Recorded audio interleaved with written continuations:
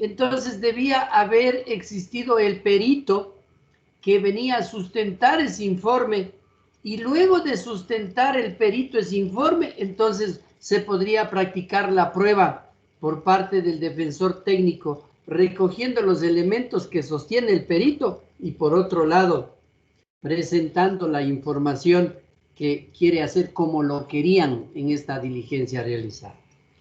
No se olviden que el perito sustenta su informe en audiencia y es bajo un tema de interrogatorio y de contrainterrogatorio después de lo que él sustenta. Eso ya lo habíamos hablado también. De tal manera que la forma como la sustentan, para nada, no ha servido de nada realmente. Alguna compañera estaba hablando de la preocupación que tenía, si me hace acuerdo, por favor, respecto de la observación que nos hacía la compañera que había hablado.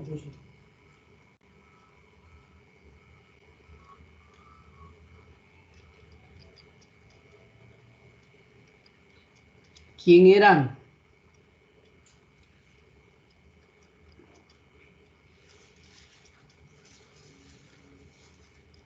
Me parece que era Cintia.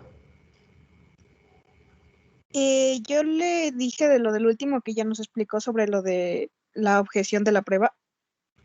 Ya. ¿Alguien más tenía alguna inquietud respecto de esto? Sí, doctor, ya nos explicó sobre que tienen que mostrar la parte y leer la parte pertinente del documento, no solo en la pantalla. Jocelyn, gracias. Miren, para concluir el tema me parece importante, porque yo les digo, cuando uno practica la prueba, ¿para qué es la prueba? Si ustedes revisan el 158 es para llegar al convencimiento del juzgador, es para eso, ¿no es cierto? Y ustedes sin leer presentan una prueba para demostrar el adulterio, en donde una persona, un hombre sale de una habitación y se corre las gradas y le sigue el marido y esta otra persona para bajar y huirse se cae por las barandas o se bota por ahí, hay una persecución. Eso no demuestra el adulterio. No se olviden que el adulterio se demuestra de dos formas. La primera, solamente en acción carnal entre el hombre y la mujer, solamente ahí.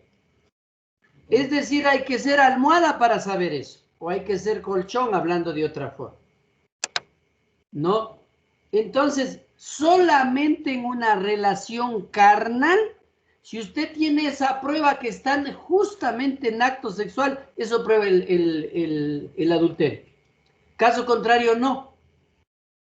Y el otro es el haber procreado o haber tenido un hijo en donde sale la muestra en el ADN que es de otra persona y no del marido, entonces uno dice, ah, claro, ha tenido un hijo y ahí sí hubo realmente. O cuando se trata del marido, cuando esta persona tiene en otra mujer procreado un hijo y el hijo está reconocido, lo hicieron el examen del ADN, etc. Ya, ¿por qué?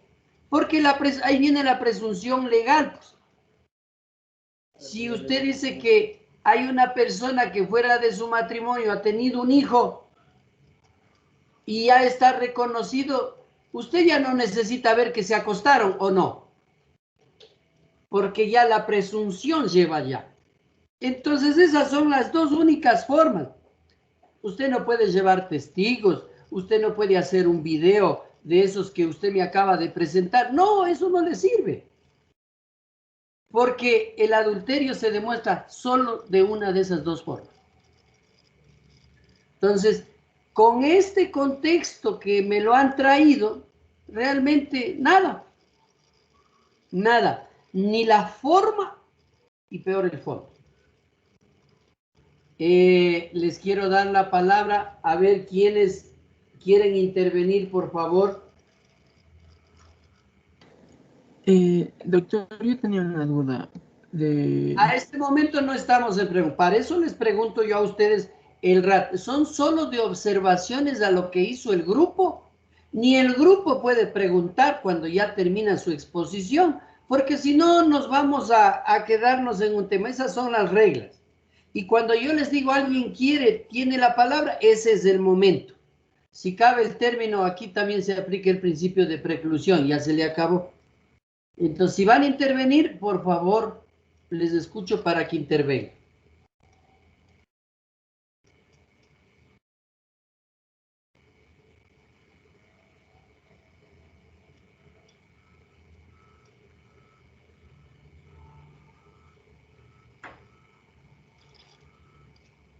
¿No hay voluntarios?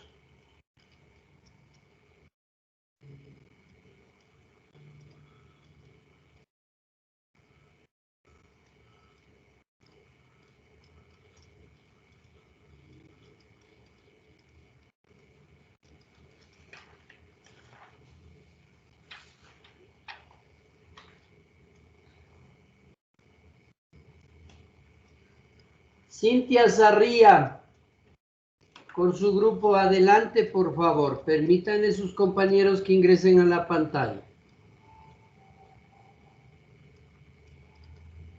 Ya, doctor, dame un momentito.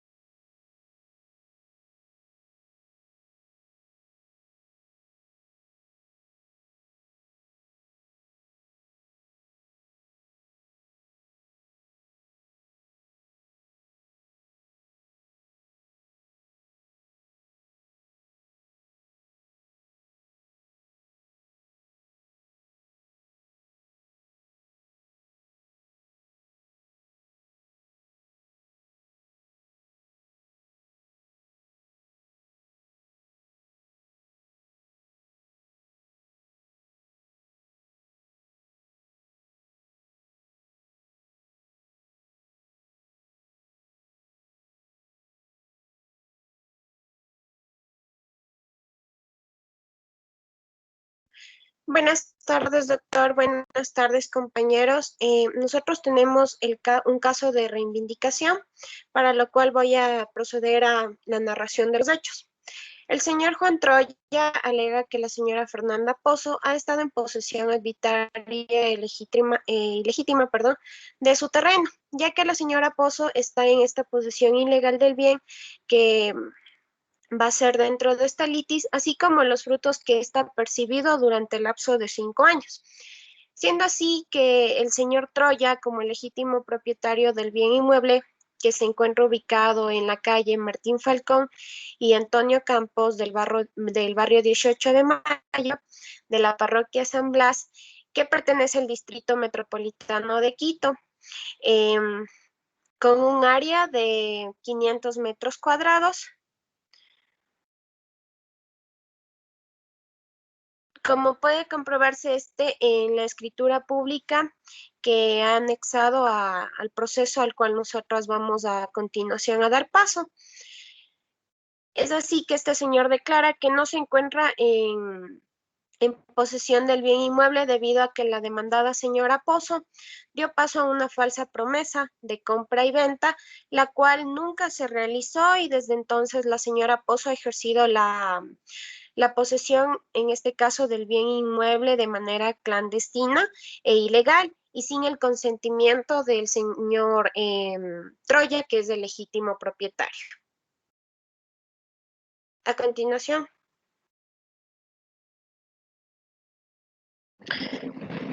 Sí, gracias. Buenas tardes con todos los presentes.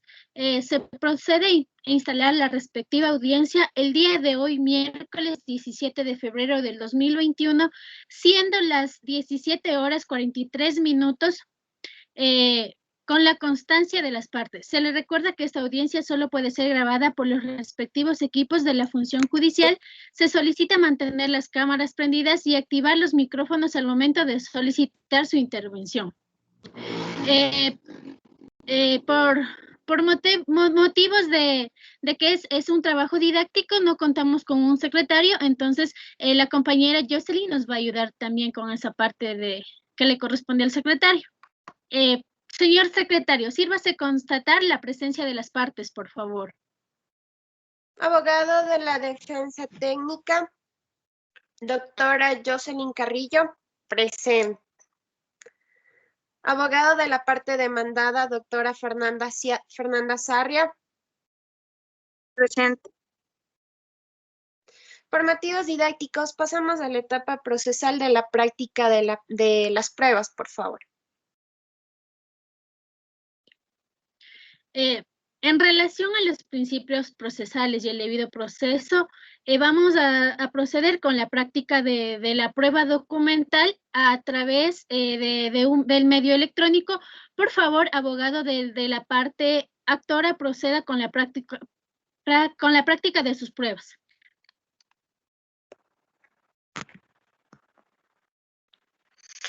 Buenas tardes, su señoría.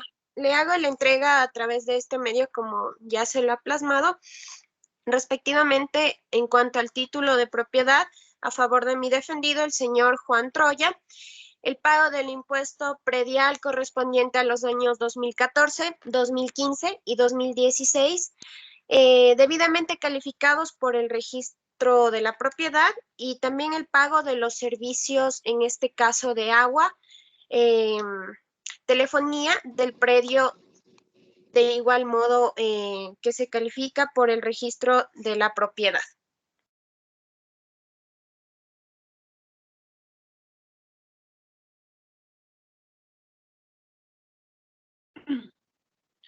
Muchas gracias, doctora Jocelyn. Continúe con la práctica de su prueba documental, por favor, señorita Carrillo. Gracias, su señoría. Conforme a lo anunciado en la demanda y acogiéndome al artículo 196, numeral primero del Código Orgánico General de Procesos con su venia, haré uso de las respectivas pruebas documentales conforme han sido presentadas, señora jueza. En el respectivo título de propiedad, me permito leer la parte pertinente, su señoría, donde mi defendido, el señor Juan Troya, claramente consta con sus respectivos nombres y dice de la siguiente forma: señor Juan Troya Benavides, propietario del bien inmueble ubicado entre la calle Martín Falcón S398 y calle Antonio Campos, del barrio 18 de Mayo, de la parroquia de San Blas, perteneciente al Distrito Metropolitano de Quito, con el área de 500 metros cuadrados. Así también, señora juez, me permito mostrar aquí el pago del impuesto predial, como se puede observar, y al cual daré lectura. Nombre: Juan Troya Benavides, propietario del bien inmueble, lote 15, ubicado entre las calles Martín Falcón S3, 98 y calle Antonio Campos, del barrio 18 de Mayo, de la parroquia de San Blas, perteneciente al Distrito Metropolitano de Quito, con un área de 500 metros cuadrados, respectivamente, señora juez, a los años 2014, 2015 y 2016. Los cuales claramente se encuentran calificados por el registro de la propiedad. También, señora juez, respecto del pago de servicios básicos, en lo que respecta a la planilla de agua, para lo cual daré lectura. En la parte pertinente que dice: número de medidor 170514, lote 15, y con nombres del dueño del medidor, en este caso mi cliente, el señor Juan Troya Benavides, con número de RUC 1724-78-016-60001. El pago de los servicios de telefonía fija.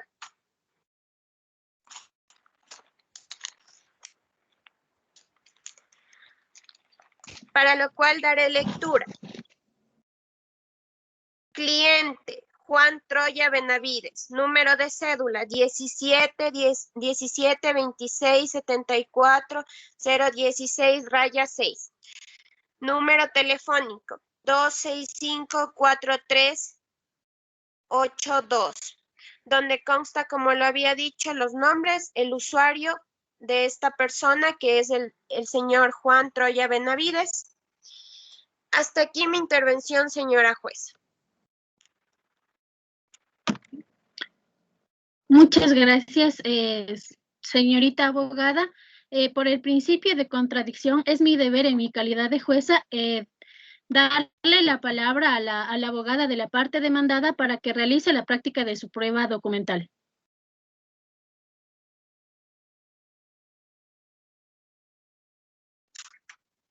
Muchas gracias, señoría. Como ya ha sido anunciada mi prueba en la contestación a la demanda, la practicaré en este momento. Por lo que solicito se corra traslado a través de Secretaría las imágenes digitales correspondientes a las capturas de conversaciones entre el señor Juan Troya y mi defendida, la señora Fernanda Pozo, sometidas al debido peritaje para corroborar su autenticidad y que no han sido alteradas. Para lo cual se encuentra el informe del perito adjuntado a la demanda. Y que han sido debidamente materializadas y se encuentran a fojas 6, fojas 9 y fojas 12 del expediente del proceso. Me voy a referir a estos documentos y proceder a leer la parte pertinente.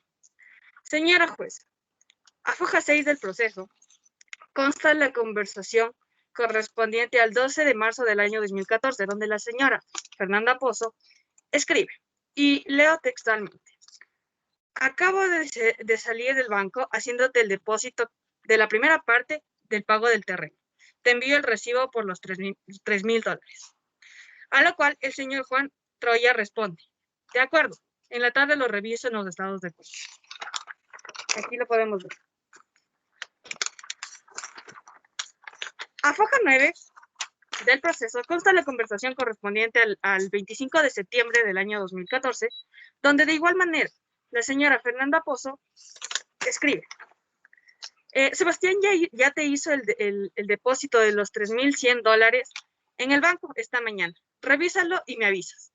A lo que el señor Juan Troya responde: sí me llegó un correo del estado de cuenta, ya lo revisé.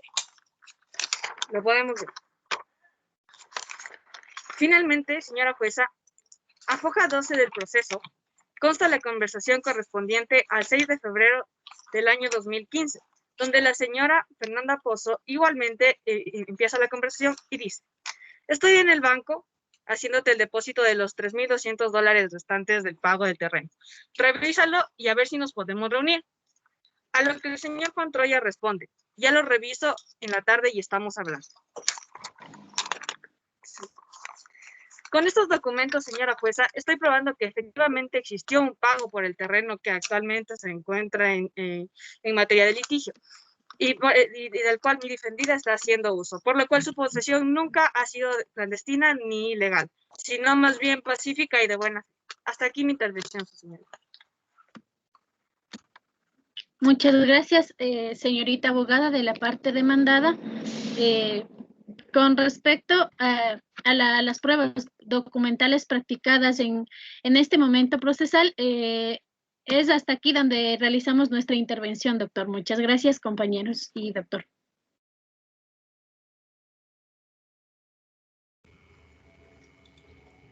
Tienen la palabra los compañeros para observar.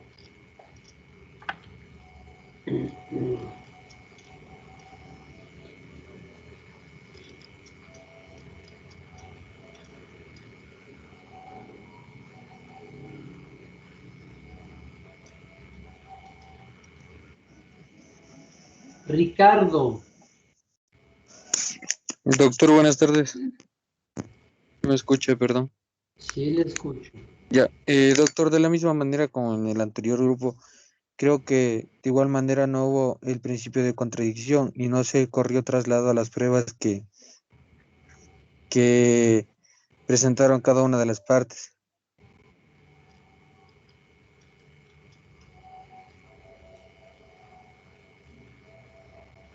Carlos. Doctor, buenas tardes. Sí, justamente se podía evidenciar que lo que manifestó y acogiendo las palabras del compañero, no hubo el principio de contradicción.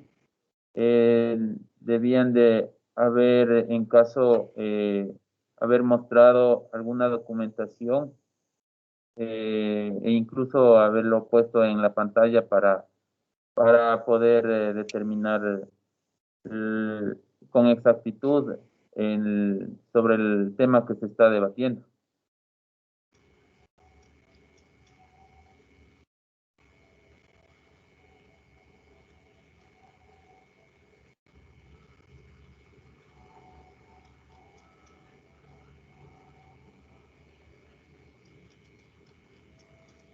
Dora.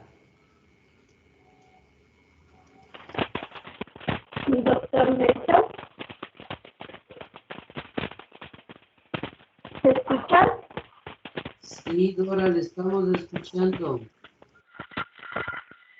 Ya, una vez que exhibieron de parte pertinente de la prueba, No está bien su audio, Dora. solicitaron.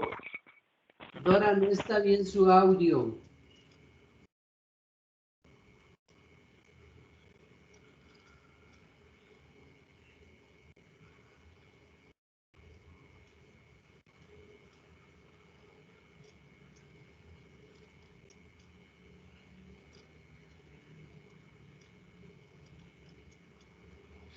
Lo perdimos a Dora.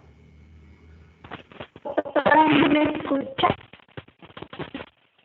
Está mal su audio.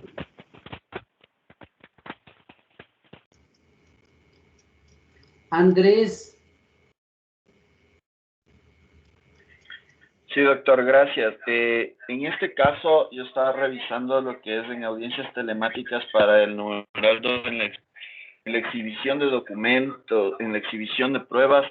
Lo pertinente es a pesar de que ya dentro de la demanda ya se encuentran las pruebas o ya se encuentran copias de las pruebas, lo pertinente es compartir la pantalla y exhibir públicamente el documento, así sea un PDF o cualquier tipo de documento en el cual se encuentre o sea escaneado, fotografiada la prueba.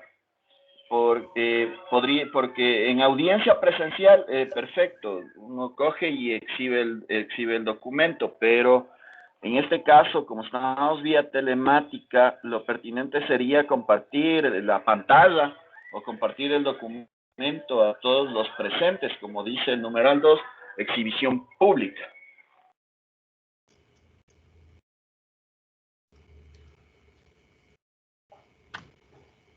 Asimismo voy a iniciar por el último. Nosotros no estamos haciendo audiencia telemática. Estamos simulando la audiencia presencial, porque primero debemos saber las reglas del 196 para después aprender a hacer las audiencias o las pruebas con las reglas de lo telemático. Entonces, esas son dos cosas muy distintas. Entonces, de la forma como lo vienen haciendo en cuanto a la exhibición, lo que estoy aspirando es de que practiquen lo que dice el 196, no lo que determina el reglamento de las audiencias telemáticas. Ojo, eso es lo primero. Ya después entraremos al tema de las audiencias telemáticas y practicaremos lo que dice Andrés. Pero en principio nosotros debemos saber que debemos aprender la base de la norma, que es importante. Bien. Yo tengo algunas observaciones porque En primer lugar, vemos que se practica una prueba en cuanto la parte que inicialmente hace la prueba corre traslado la jueza a la contraparte y la contraparte no toma en consideración el traslado que le hace la jueza, porque únicamente se limita a decir, ya en la contestación a la demanda ya dijimos lo que teníamos que haber dicho en la prueba. No le está diciendo, vea, si usted en la contestación a la demanda ya dijo, ya no volverá a decir. Entonces, a mí me parece inadecuado el hecho que se diga, como ya contestamos en la contestación a la demanda, ya no hay para qué seguir. No, usted tiene que pronunciarse, no se olvide respecto de las pruebas y más aún respecto de las pruebas documentales, el tema de la eficacia, de la presentación, de la nulidad, de la falsedad, un poco de cosas que es necesario que usted se pronuncie. Pero veo que lo único que se menciona es decir, ya cuando hicimos en la contestación a la demanda, pues ya ahora hay que seguir. Y pasa al anuncio de su prueba. Pues a mí me parece que hay un tamaño error. Posteriormente, no se olviden que lo que está actuando como prueba de la parte demandada, en donde practica 3 conversaciones. Yo tengo entendido que las conversaciones deben haber sido mensajes por teléfono, no sé, algo de eso debe haber sido. Y eso es una prueba digital, eso pertenece al numeral 3, no pertenece al numeral 1, para haber sacado como documentos. Quien hace la materialización de los mensajes de texto es el notario, y previamente debía haberse presentado una materialización de esos mensajes de texto y haberse anunciado de esa forma. Y si son materializados de un mensaje de texto, la prueba no es la prueba documental, porque no es un documento el que sale, es prueba digital transformada en un documento. Entonces hay un grave error por la asimilación del tipo de prueba. Es importante determinar que en todas las pruebas, en toda la práctica de las pruebas, hay que correr traslado con los documentos para respetar el principio de contradicción. Caso contrario, no tendría ningún sentido que siga pasando, porque el juez no puede bajo ninguna circunstancia dejar de correr traslado. Eso no se puede hacer, eso es imposible. Entonces, yo quiero rogarles de manera especial que eso tengan en cuenta, por favor, para que no se equivoquen, porque se están mezclando los sistemas probatorios que nos den 196. Vamos al fondo. La parte actora, cuando practica la prueba, ha de averiguar pues en los fallos de la Corte Nacional, que son jurisprudencia, ha de revisar qué dice la norma del artículo 933 del Código Civil. Una reivindicación comprende 3 elementos importantes. Primero, que el que demanda sea el dueño del bien. Segundo, que el demandado sea el que esté en posesión del bien y a lo mejor esté en posesión de mala fe. Y tercero, en la reivindicación, es que el bien que reclama sea un bien singularizado. Entonces, el actor tiene hartísima carga probatoria documental. ¿Qué debía haber presentado como prueba documental? La escritura pública del bien inmueble, el certificado de gravámenes del registro de la propiedad, porque así se demuestra la propiedad del bien. El actor no puede presentar los certificados del pago de agua, luz y teléfono, porque eso no sirve, eso sirve para la prescripción, no para la reivindicación. Entonces, yo les ruego, siempre tienen que leer jurisprudencia para saber cómo enfoca. Ahí le enseñan a usted y le dicen, mire, cuando se plantea la reivindicación, estos son los elementos. Estas son las pruebas que se deben presentar. Y ahí uno aprende con eso. Entonces, la carga de la prueba de la parte actora, con lo que se pretende probar, que es la prueba documental, no se llega en el fondo. Nunca se llega a probar. Y además, el tercer requisito se prueba con prueba puramente pericial y con inspección judicial. Con esas dos pruebas se presenta.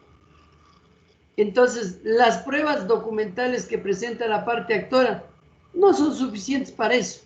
Es más, cuando hablaba de los certificados de los pagos de los servicios, eso no sirve.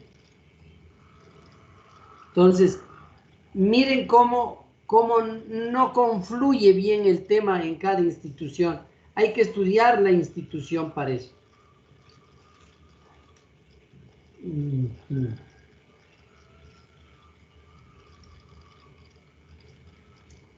Ya me tengo.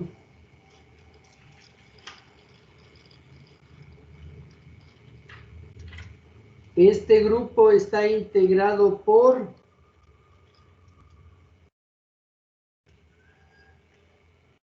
Jocelyn Carrillo, Jessica Pujota y Fernanda Sarria.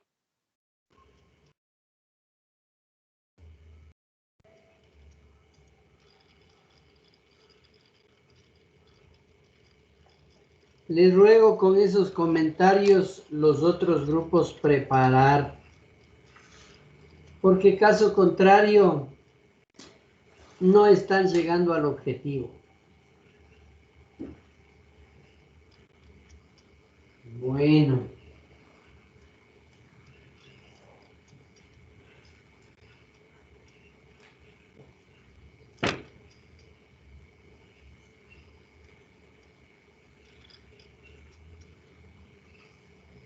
Vamos.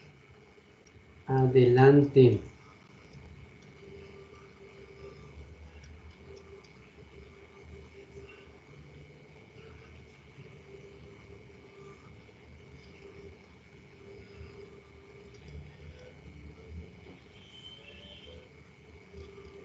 ¿En dónde nos quedamos? ¿Alguien nos puede...? Yo, doctor. Ayudarnos? A ver. Habíamos visto, bueno, ya habíamos revisado todo respecto al artículo 208 que nos habla los límites o alcances hasta donde uno puede creer, bueno, o el alcance probatorio de algún documento público. Aquí nos decía que el instrumento público hace fe respecto a los actos, a las declaraciones o contratos. También ante la autoridad, la fecha en la que se otorgó dicho o se realizó dicho acto o contrato, pero no en sí de la esencia como tal de la verdad, o sea, de lo que se diga dentro de dichos contratos. Por ejemplo, nos ponía que una persona está vendiendo un bien inmueble y dice que le pagó a María. Pero en realidad María le dijo, ¿sabes qué? Yo necesito y el bien inmueble, etcétera, porque ya tengo que cambiarme de casa, pero yo en tal fecha te voy a cancelar.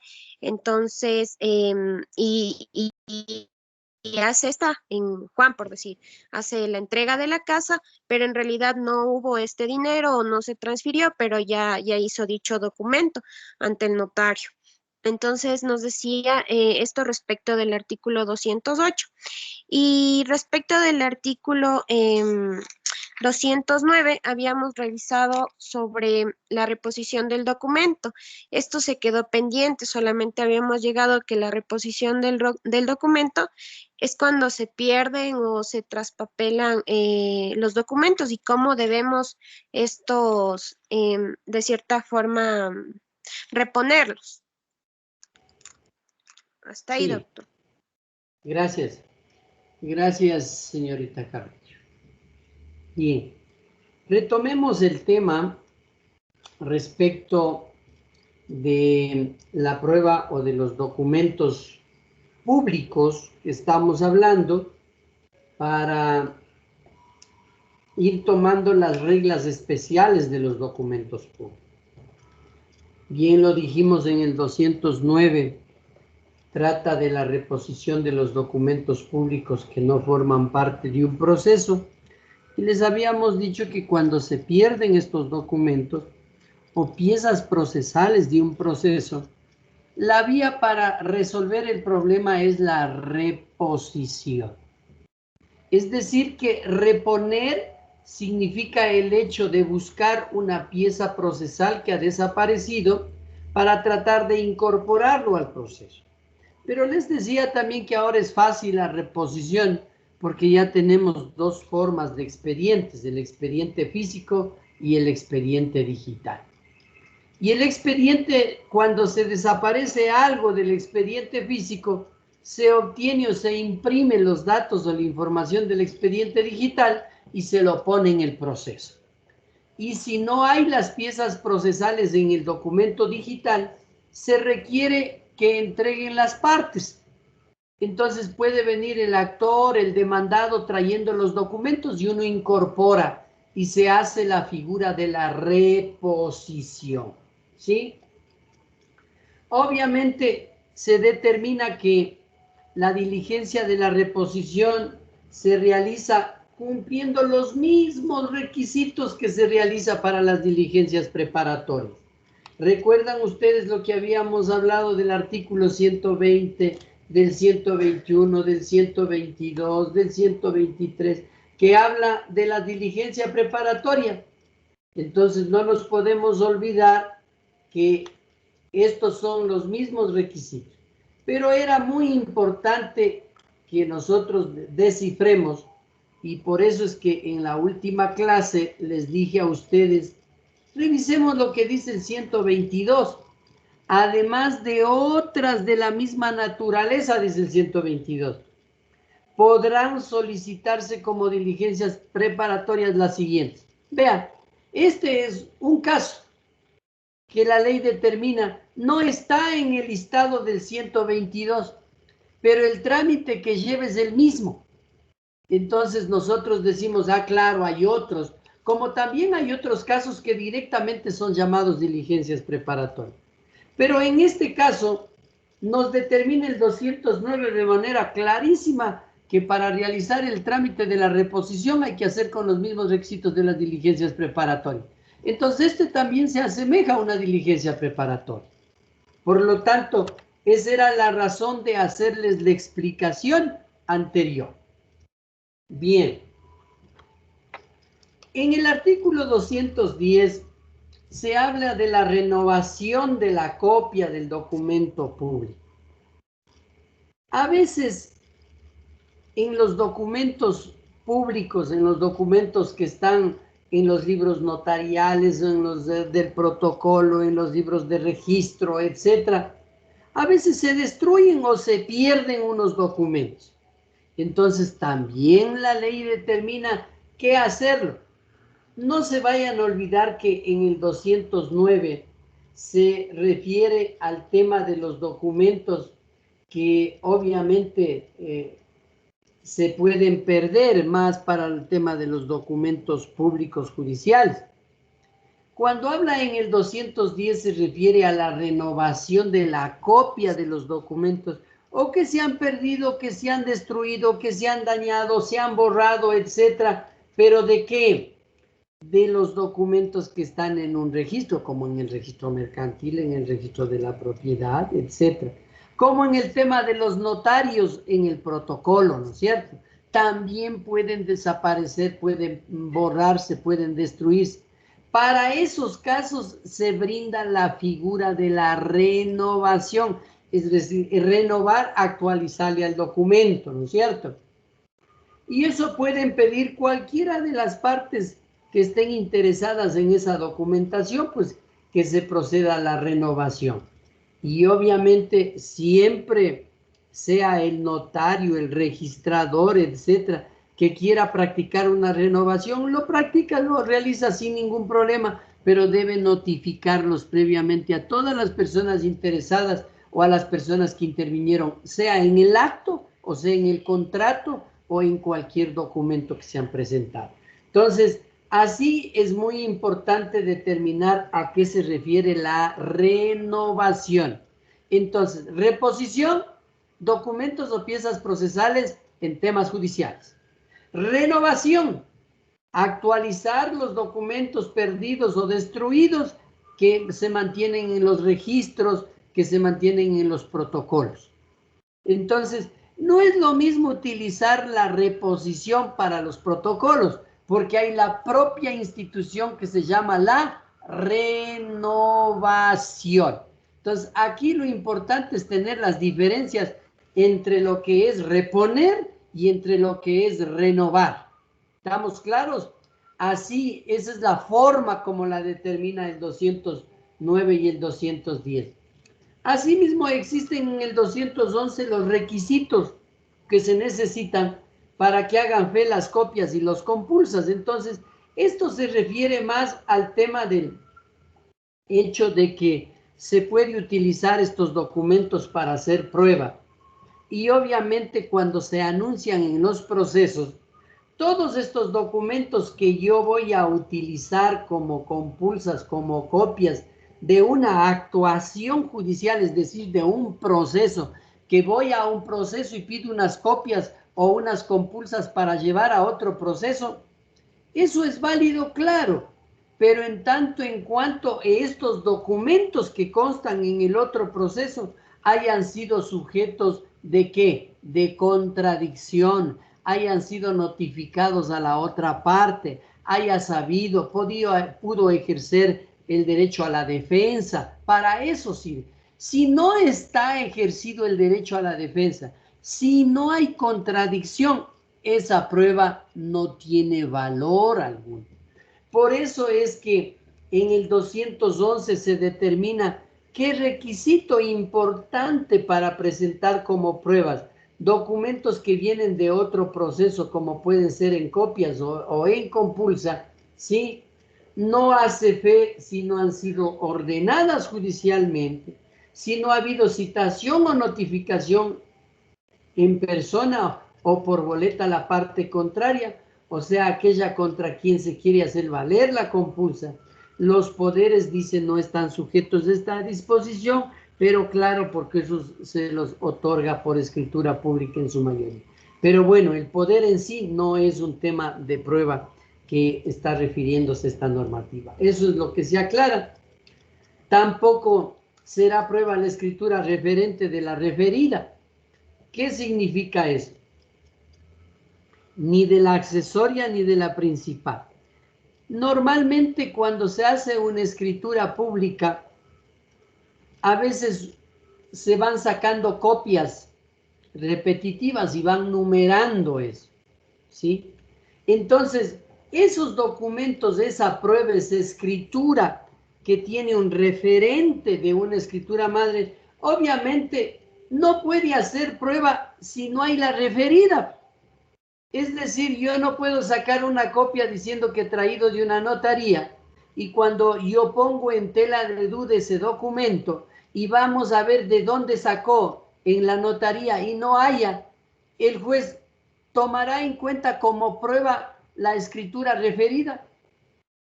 No, perdón, la escritura referente. No, porque no hay la referida.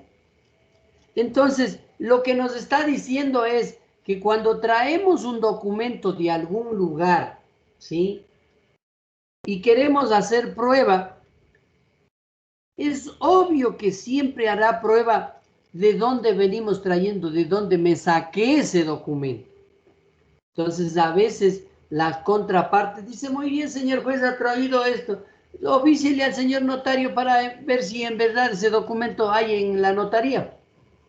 Si usted sabe que no hay en la notaría porque usted ya buscó muchas veces, usted va a decir, ¿de dónde se sacó este tipo de escritura?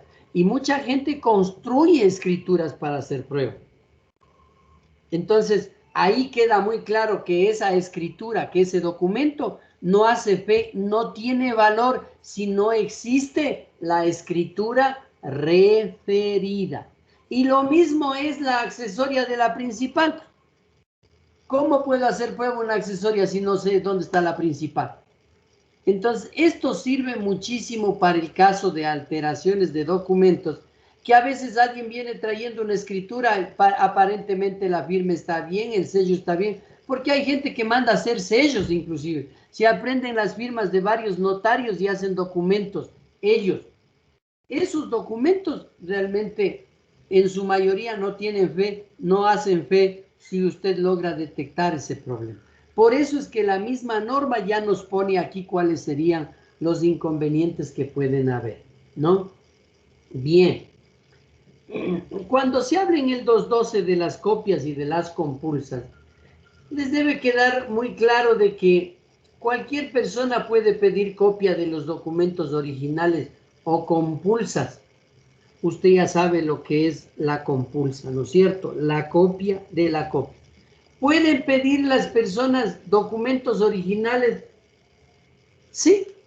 En un proceso, cuando se practica una diligencia preparatoria, usted puede pedir el desglose de los originales, no obstante de que es un tema judicial. Pero bueno, eso ya lo vimos en la parte inicial cuando hablamos nosotros de los desgloses y habíamos hablado de las copias y de las compulsas y decíamos que una copia de un documento, pues, siempre es válida cuando está certificada. Lo mismo pasa cuando sacamos copia de la copia. También hay que certificar como compulsa. Entonces no tenemos ningún problema en este tema. En el artículo 213 que se habla del tema de la prevalencia de la escritura matriz a la copia, es obvio, la prevalencia quiere decir que más peso tiene. El que frente a otro documento, ¿cuál es el que vale? Eso quiere decir la prevalencia.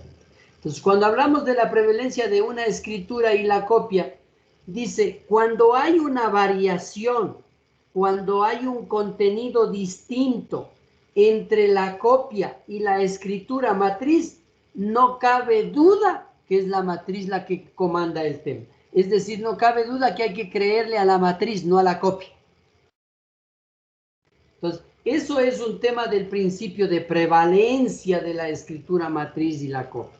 Entonces, cuando usted ve que hay un problema de contenido entre el documento de la matriz con el documento de la copia, usted dice, lo válido es el documento que está en la matriz. Ese es el que vale. ¿Sí? Igual, la misma regla se aplica en las compulsas con relación a la copia respectiva. Es lo mismo da. Bien.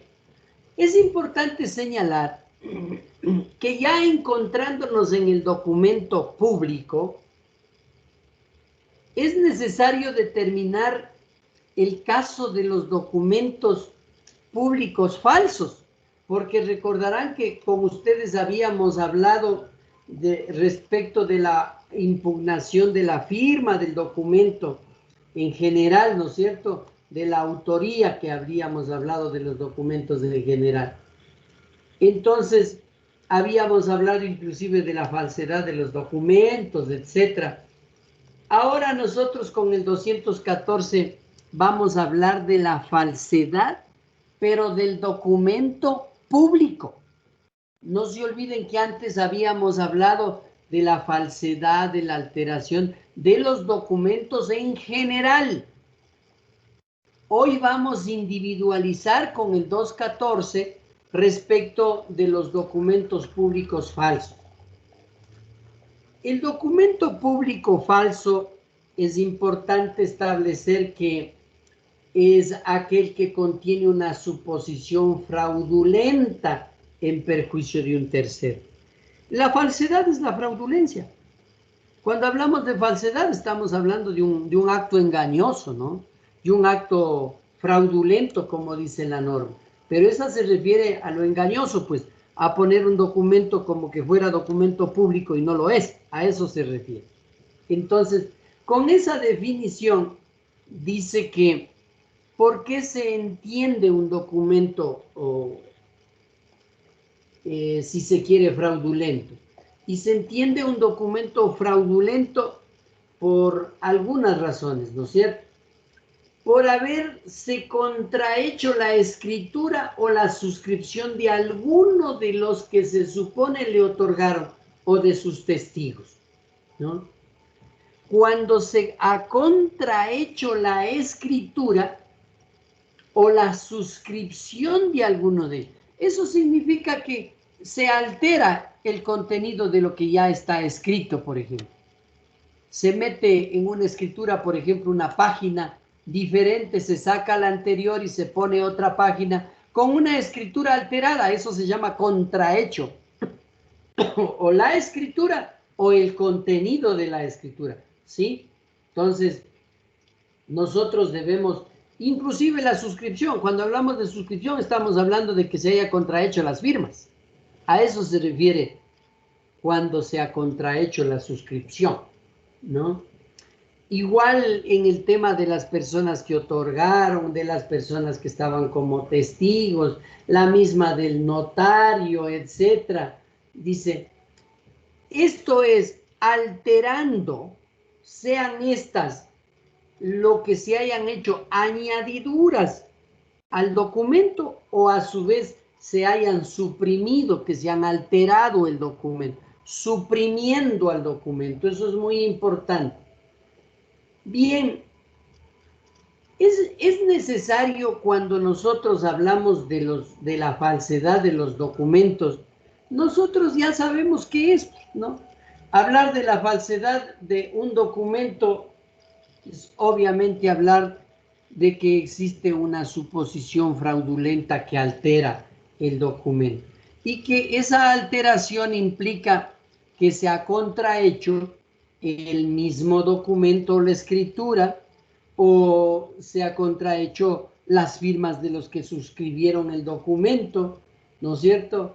O se ha contrahecho, se ha alterado de las personas que otorgaron en el documento o de los testigos que se encontraban firmando el documento. Cualquier cosa de esa alteración fraudulenta, estamos hablando frente a una falsedad del documento público.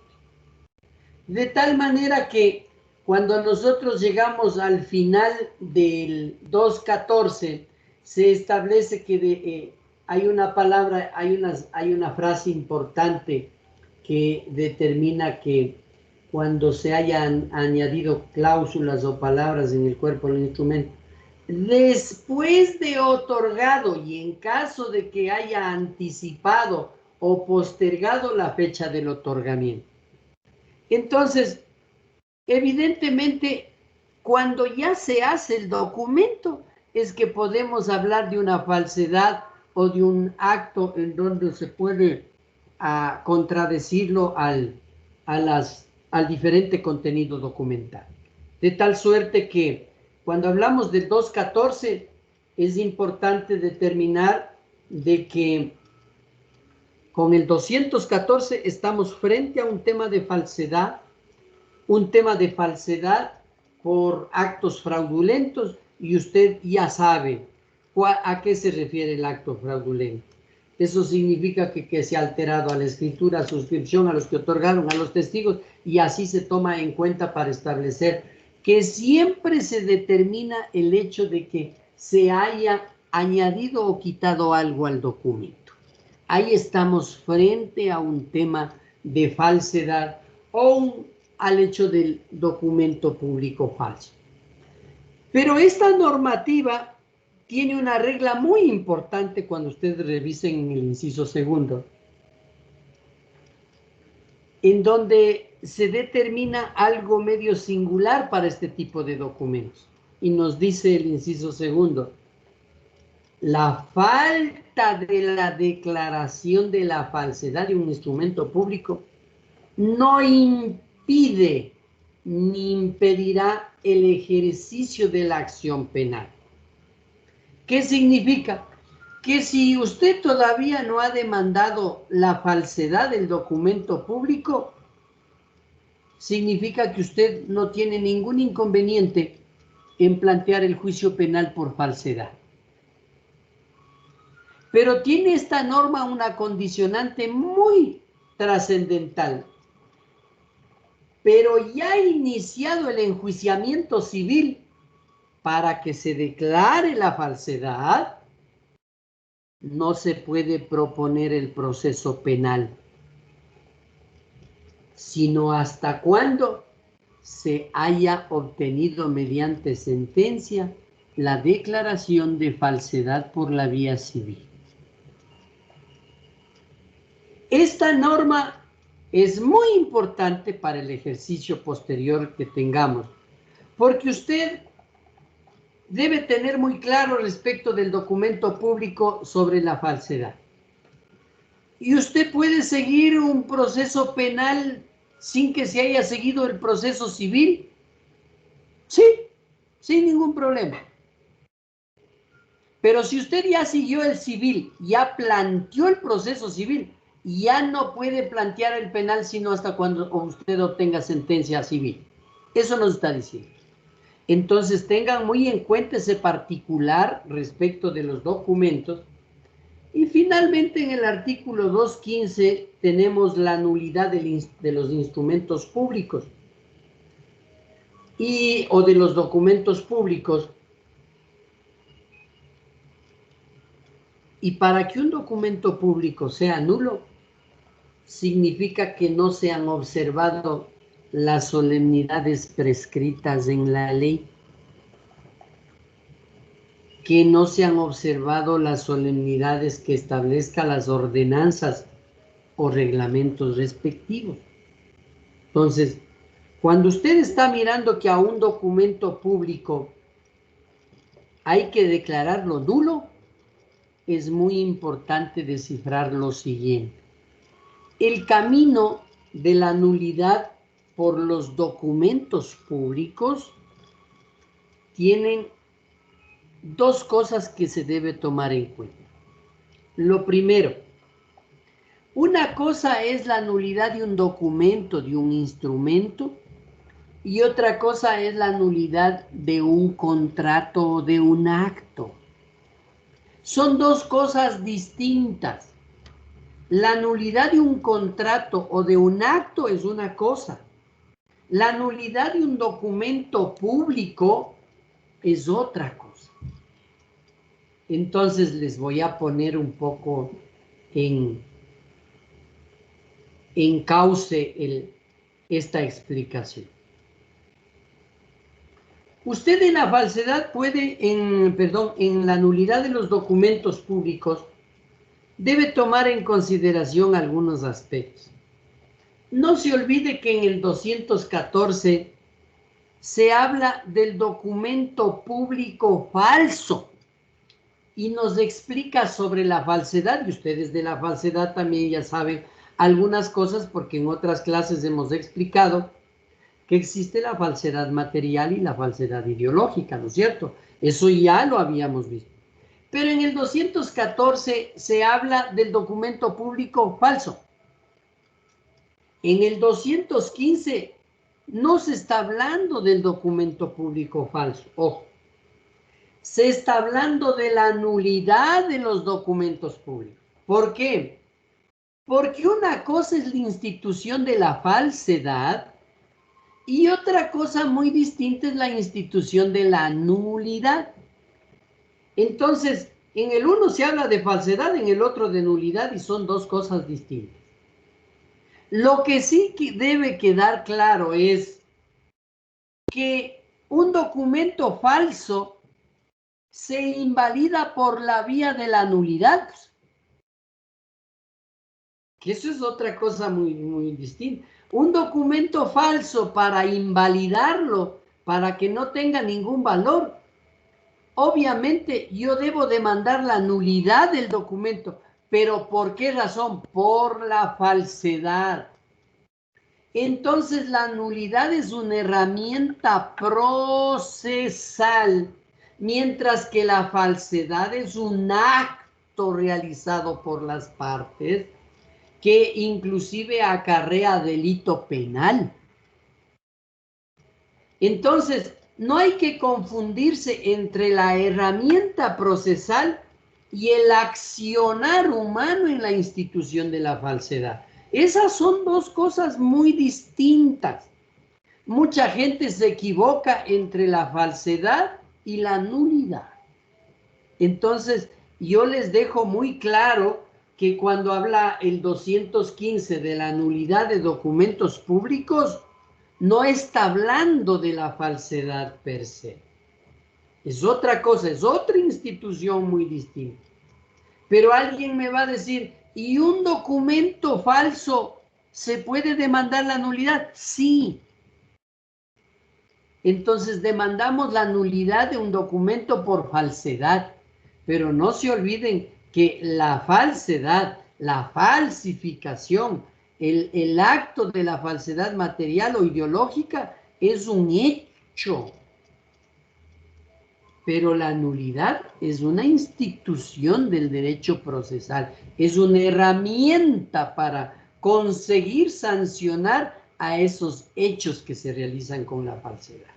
Entonces, así que quede muy claro el tema de que una cosa es la falsedad y otra cosa es la nulidad de los documentos públicos.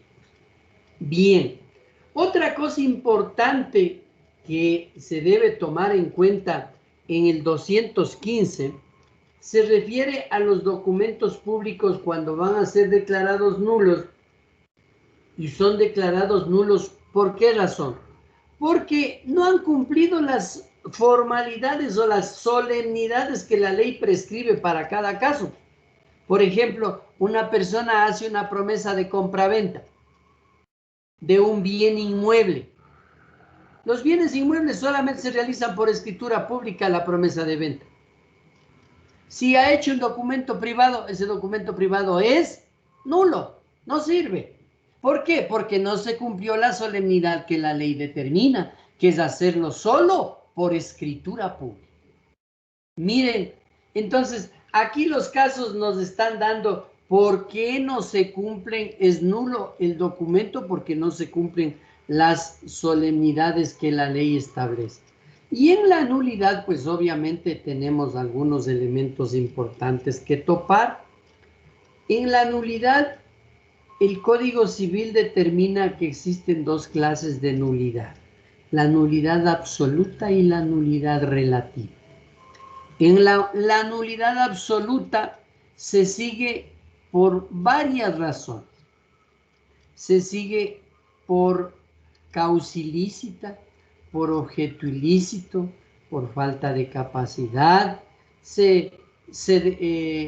También se demanda la nulidad de los actos y contratos por falta de consentimiento, no por errores, perdón, no por vicios del consentimiento, sino por falta del consentimiento. Es decir, una persona aparece con una escritura firmada por Gloria Alexandra Pacheco y Gloria nunca estuvo en la notaría, nunca firmó y está firmado. Eso se llama falta del consentimiento. Vicios del consentimiento, error, fuerza, dolo, eso sirve para otra cosa. Eso sirve para la nulidad relativa. Entonces, y también adolece de nulidad absoluta un acto o un contrato cuando no se cumplen las solemnidades que la ley establece, como por ejemplo en la ley notarial, artículo 18, determina que deben concurrir todos los vendedores, todos los compradores en unidad de acto. Cuando no se realiza de esa manera, la escritura es nula. Vean, pero llega a tener una nulidad absoluta. Ahora vamos, el otro punto de la nulidad es la nulidad relativa. Se declara la nulidad relativa, ¿por qué casos? Se declara nulidad relativa por los vicios, por haber incurrido en vicios del consentimiento, por error, por fuerza, por dolo. Ahí un acto o un contrato es nulo. Entonces, miren, el 215 solamente en 5 líneas abarca instituciones enormes del derecho civil. Pero lo que debe quedar claro es de que no se me vayan a confundir entre lo que son documentos públicos falsos y el tema de la nulidad de los documentos públicos.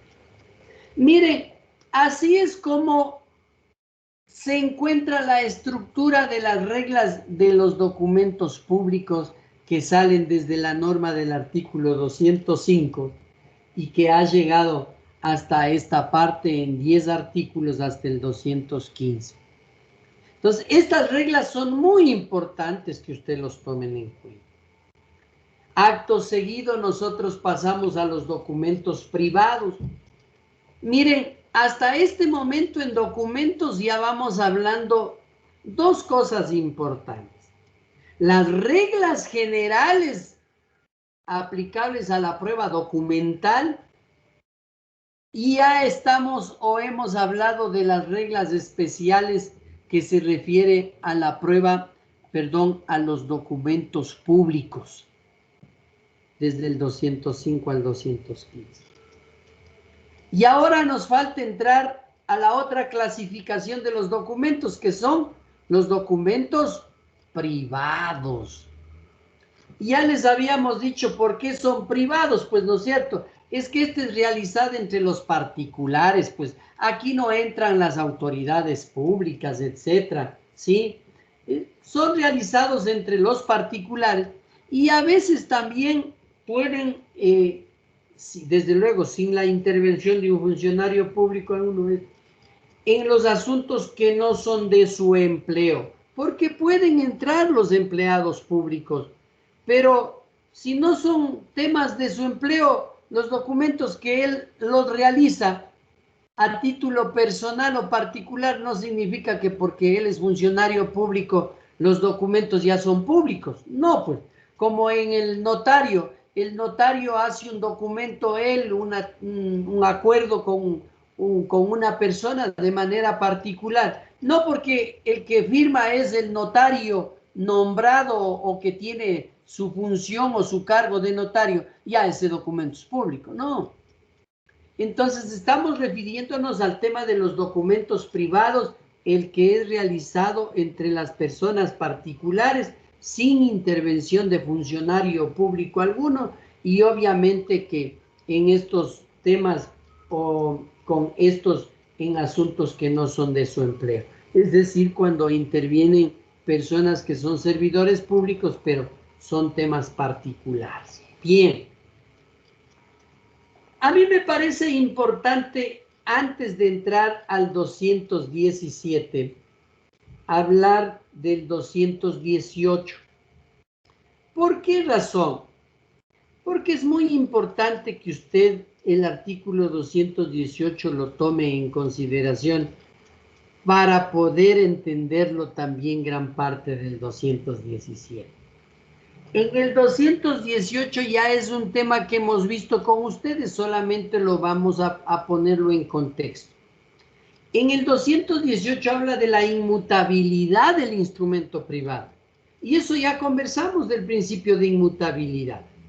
Y les decíamos que los documentos privados, ¿sí?, por realizar un reconocimiento de firmas, una certificación si es copia, fiel copia de su original, si se protocoliza un documento privado, esto nunca le convierte a un documento público. Ojo, muchos de los abogados llevan a la notaría y le dicen, vea, señor notario, yo le traigo el documento original y le saqué una copia. Deme certificando esta copia diciendo que es fiel copia del original. Y me suscribe. Entonces el notario pone una razón de que es fiel copia del original, firma y sella. Y ya creen que es documento público porque acaba de salir de la oficina notarial. No, un documento cuando se realiza ese tipo de certificaciones, cuando el notario hace una certificación que se trata de documento de fiel copia del original, o cuando lo realiza una protocolización, por ejemplo, de un instrumento privado, o hace un reconocimiento de firmas y rúbricas, con esas diligencias jamás el documento se vuelve público. Sigue siendo documento privado. ¿Por qué? porque el documento privado, por el principio de inmutabilidad, no se transforma, sigue siendo privado. Entonces, los abogados cometen un gravísimo error, y les voy más o menos a descifrar. En los alegatos o en la práctica de la prueba documental, va a más o menos a escuchar esto, pero cuando usted sabe el principio de inmutabilidad, le duele el oído, y es más, le molesta esa aseveración de los abogados que están contrariando la defensa. Miren, señor juez, de acuerdo con el 196, me he permitido practicar la prueba de este documento, que es un contrato de una venta de un vehículo, con el reconocimiento de firmas y rúbricas hecha ante un notario, señor juez. Entonces, lo que significa que mi prueba es prueba plena, porque se trata de un documento público, señor juez. ¿Será verdad eso? Eso es lo que usted debe tener cuidado, porque no es un documento público, es un documento privado. ¿Sí? Bien. Entonces, si usted le ve un documento protocolizado, documento privado. Si usted le ve una razón puesta por el notario de ser fiel copia o fiel compulsa de un documento que usted llevó, que es un documento privado, es un documento privado. Si se ha hecho un documento, un reconocimiento de firmas y rúbricas ante un notario, sigue siendo documento privado. No ha cambiado, y usted debe saber por qué. Por el principio de inmutabilidad. Este principio no le permite que el documento privado se transforme en documento público. Sigue siendo privado. Entonces, este principio, una vez que usted se sabe, y regresamos al 217, nosotros vamos a ver para qué y por qué el reconocimiento de los documentos privados. Miren, en el diario vivir ustedes pueden hacer documentos privados todo el tiempo. Todo el tiempo. No pueden utilizar documentos públicos. Pueden hacerlo documentos privados. Y pueden, inclusive a los títulos ejecutivos, son documentos privados. Pero si usted hace un acuerdo, una transacción, un arreglo, un pacto, un compromiso, de cualquier forma, usted puede hacerle al documento privado, sin ningún problema. En el ámbito probatorio, el documento privado tiene menos fuerza probatoria que el documento público. ¿Por qué? Porque hemos dicho que el documento público goza de dos principios: el principio de legalidad y el principio de legitimidad. Entonces, el documento público tiene una gran fuerza probatoria.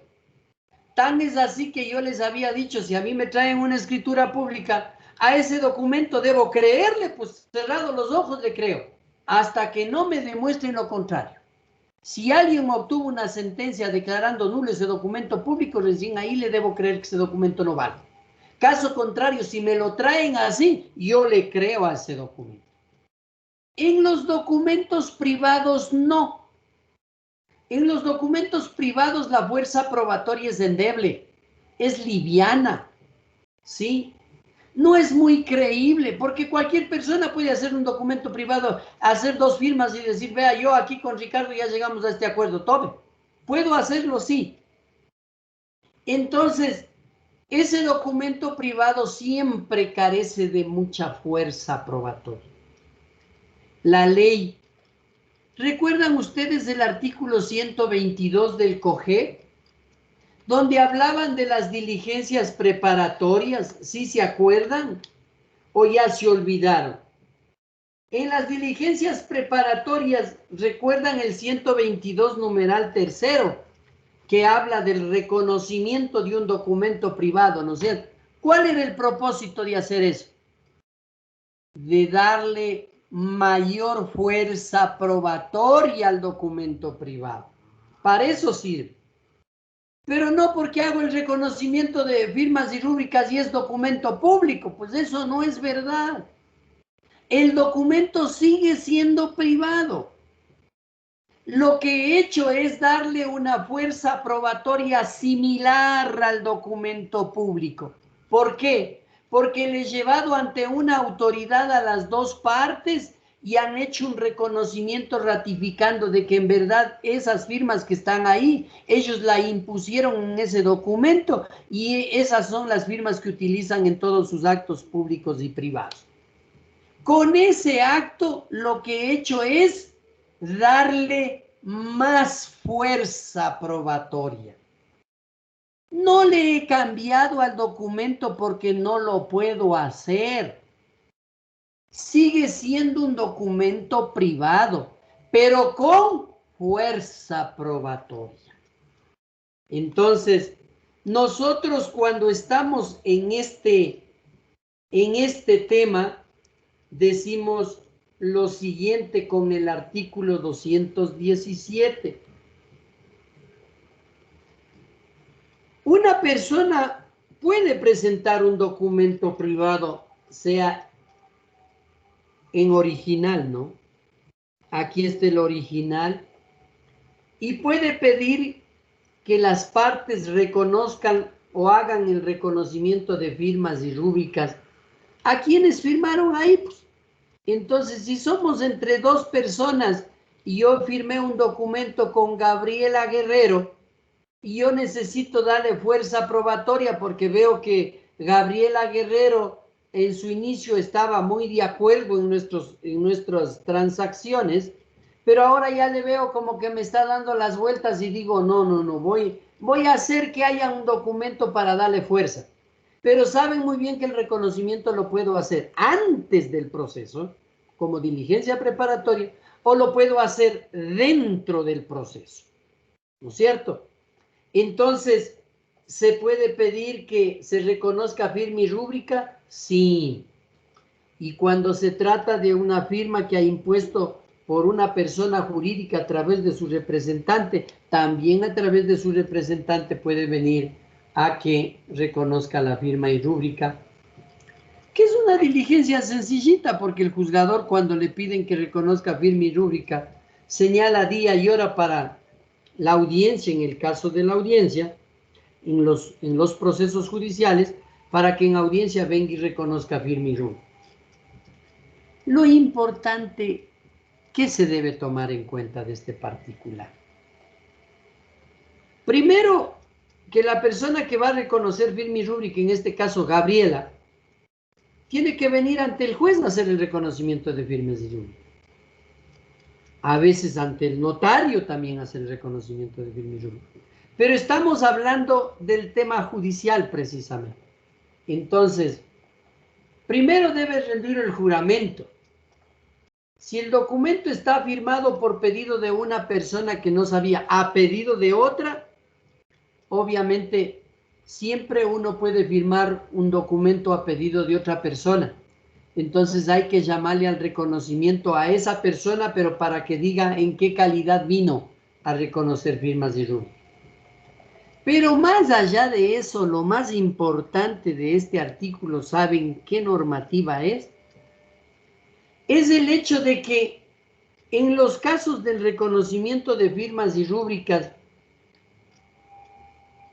la persona que va a reconocer firma y rúbrica tan solo debe reconocer diciendo si la firma que está impuesta en ese documento es suya o no.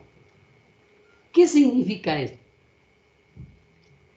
El reconociente no puede venir ante el juez a decir, señor juez, pero verá, voy a ver en este documento, présteme para leer el documento a ver qué dice ahí. Yo no creo que hemos dicho estas cláusulas en el documento. No.